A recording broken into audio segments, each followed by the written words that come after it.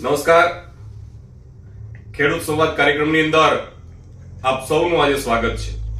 વર્તમાન સમયની અંદર શિયાળુ પાક એમનું વાવેતર થયું છે અને ચણા, ઘઉં, જીરું, ધાણા, ડુંગળી અને લસણ એ અત્યારે વાવેતર પછી 1.5-2 મહિનાના થયા છે પાકો અને ફૂલ અવસ્થા પણ હવે શરૂ થશે. ત્યારે આ જે વાવેતર છે એમાં વધુ ઉત્પાદન મેળવવા માટે આપણી સાથે કૃષિ તજજ્ઞ છે, એમની પાસેથી માહિતી મેળવી અને આપણી ખેતીની અંદર કંઈક ફેરફાર કરવાનો પ્રયાસ કરીએ. વૈજ્ઞાનિકોને મળી, કૃષિ યુનિવર્સિટી હોય કે કેવી કે હોય, એમના વૈજ્ઞાનિકોને મળી અને આપણી ખેતીમાં સુધાર લાવવાનો પ્રયાસ કરીએ. ત્યારે આજનો આપણો વિષય છે વર્તમાન સમયમાં શિયાળુ પાકમાં માવજત અને વધુ ઉત્પાદન. એ વિષય ઉપર આપણી સાથે કૃષિ નિષ્ણાત છે, એમનો પરિચય મેળવીએ અને આપણા વિષયની શરૂઆત કરીએ. દોસ્તો નમસ્તે સાહેબ. નમસ્તે. આપનો પરિચય આપજો. ભાવેશ પીપળિયા, નાયબ ખેતી નિયામક વિસ્તરણ, હાલ અમરેલી ખાતે ફરજ બજાવું છું. આજે જે આ શિયાળુ પાકો છે એ ફૂલ અવસ્થાએ છે, તો ખેડૂતોએ એનું વધુ ઉત્પાદન મેળવવા માટે કયા પ્રકારની માવજત કરવી જોઈએ અને કયા પ્રકારના ખેડૂતોએ ધ્યાન રાખવું જોઈએ, એ વિશે સવિસ્તાર પાક વાઇઝ આપ માર્ગદર્શન આપો એવી આપને વિનંતી છે. ખેડૂત મિત્રો, સૌપ્રથમ રામ રામ બધાને. ખેતી પાકોમાં હાલ શિયાળુ જે માવજતની વાત થાય છે, શિયાળુ પાકોમાં ખાસ કરીને આપણા ગુજરાત રાજ્યમાં એમ કહેવાય કે ઘઉં છે, કે ઘઉં એક પાક એવો છે કે દરેક જિલ્લામાં લગભગ થાય છે. હિરેનભાઈ, ઘઉં સિવાય ચણા છે, ધાણા છે, આ વર્ષે જીરુંનું પણ સારું એવું વાવેતર ખેડૂતોએ કર્યું છે. મરચીનો પાક લેતા હોય છે, આમ ઘણા બધા પાક છે, લસણ, ડુંગળી, આનું વાવેતર થાય છે. ખેડૂત મિત્રો, મહત્તમ એટલે કે સારું જો ઉત્પાદન લેવું હોય તો અત્યારની પરિસ્થિતિ એવી છે કે મોટા ભાગનો પાક એમ કહેવાય કે ઘઉં છે, જીરું છે, ધાણા છે કે ચણા છે, આ બધે ફૂલ અવસ્થાએ છે. એટલે આ સમયે ઉત્પાદનનો ઘણો ખરો આધાર નક્કી થતો હોય છે, કારણ કે ફૂલમાંથી જ બીજ થતા હોય છે. તો આ સમયે ખાસ ધ્યાન રાખવું જોઈએ. ઉત્તર ગુજરાતમાં રાયડાનું વાવેતર થાય છે, તો એ પણ લગભગ અત્યારે ફૂલ અવસ્થાએ જ પાક છે. એટલે એની માવજત આપણે શું કરવી એ જ આપણે વાત કરીએ. તો અત્યારે પેલું આપણે ચણાથી વાત ચાલુ કરીએ કે ચણાનો પાક છે એ ફૂલ અવસ્થાએ અથવા ફટાકિયા ખેડૂતો કે ફૂલ પછી જે પોપટો બંધાય અને ફટાકિયા થાય એ અવસ્થાએ છે. આ અવસ્થાએ ખાસ કરીને જો એને જીવાતથી બચાવવો જોઈએ, એક લીલી ઈયળ એમાં આવે છે, બરોબર. અને એ ફિલ્ડમાં જોતા હમણાંથી ચાલુ થઈ ગયેલું છે કે પોપટો આવે એટલે લગભગ લીલી ઈયળની આવવાની શરૂઆત થાય છે.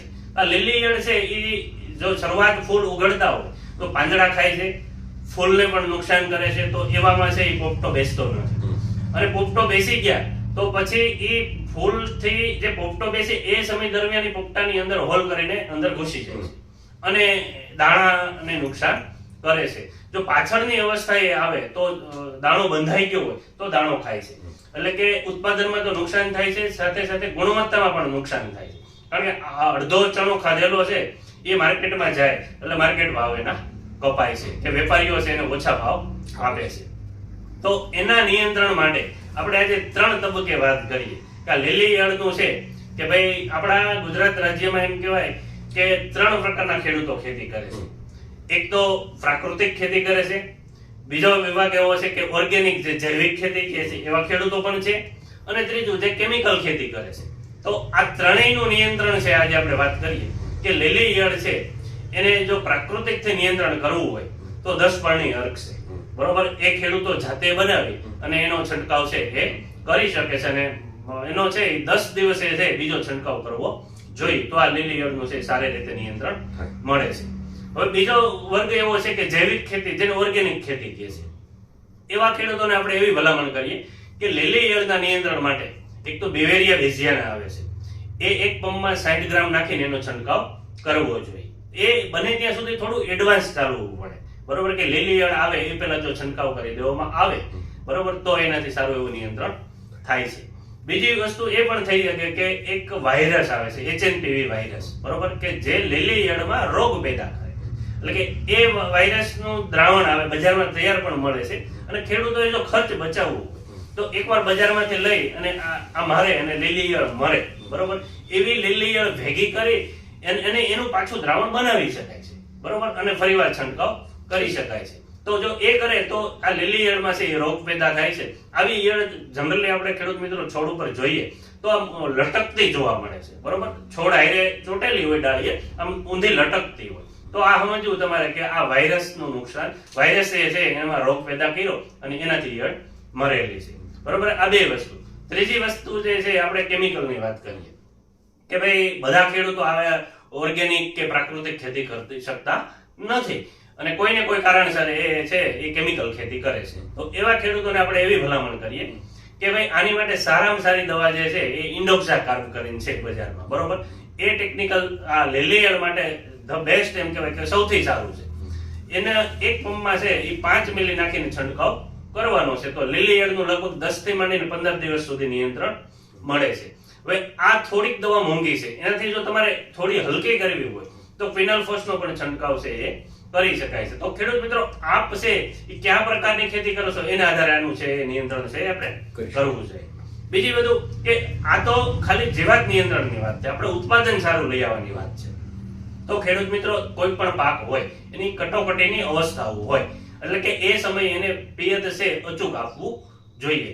તો ચણા છે, ઘઉં છે કે કોઈ પણ પાક છે, તો ચણામાં જે છે ફૂલ અવસ્થા અને પોપટા બંધાવે કટોકટીની અવસ્થા છે, તો એ સમયે છે પાણીની તાણ આપવી જોઈએ નહીં. ઘણીવાર ખેડૂતો અહીંયા ભૂલ કરે છે કે ભાઈ પાણીની ખૂબ તાણ આપે ને પછી આપીએ તો કે ફૂલ સારા ઉગડે, પણ ફૂલ આવે અને પોપટા બંધાય આ સમયે પાણીની તાણ છે એ છોડને પડવી જોઈએ નહીં. તો જેનાથી છે એ સારું ઉત્પાદન મળે છે. બીજી વસ્તુ એક એ પણ ચણામાં કરી શકાય કે જનરલી આપણે ખેડૂતો છે એ માત્ર ને માત્ર છે એ નાઇટ્રોજન ને ફોસ્ફરસ આપે છે, એટલે કે ડીએપી ને યુરિયાની તો કોઈ ભલામણ જ નથી, તેમ છતાંય ઘણા ખેડૂતો ઉપરથી આપે છે.